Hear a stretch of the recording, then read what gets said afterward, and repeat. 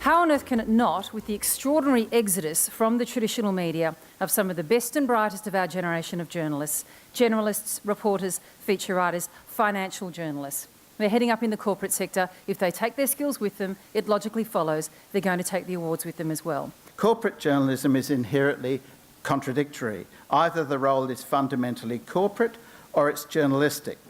Either you're promoting a corporation or however subtly or brilliantly, or you're writing without fear or favour.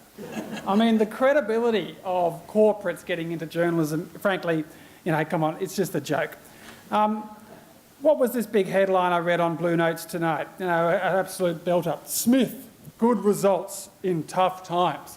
I mean, that is not going to win a Walkley Award. He would say that, wouldn't he? You only need to read a great deal of, let's say, for example, News Corporation reporting on many different issues, from climate change to the Labor Party to Clive Palmer to News Corporation itself, to realise that what you're reading right there is corporate journalism, and corporate journalism of the worst kind.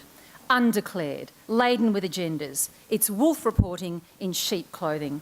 I would always work for people who are happy for me to write the kinds of things that I am passionate about around gender, workplace and management and careers, as long as it's absolutely transparent and as long as the vehicle is for an organisation that fits with my values. And I think that that is absolutely contingent in this whole argument. If someone subscribing to Blue Notes and reading it is fully informed about where Blue Notes comes from, who funds it, who owns it, who's its paymaster is, and reads everything accordingly, if they're fully informed about that, rather than it being hidden, by some sort of some private equity arrangement or investment arrangement that no one knows about in connection to ANZ, then what's the problem? I mean, that's what informs the market. That's how our world works. Full disclosure and fully informed, they can form their own views. If it's dross that you produce, if it's simply arse-licking, well, you're not going to see your second birthday. But if you actually decide to do some good reporting, not only about ANZ, they don't have to beat up on ANZ.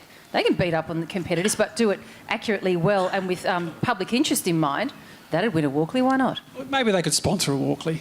I mean, that's probably about he'll take their money that way. That's about the appropriate. I mean, News Corp set up the News Awards, their own awards. I mean, Citigroup had 42 journalists for dinner last Wednesday in Sydney to dish out the Citi Awards for good financial journalism.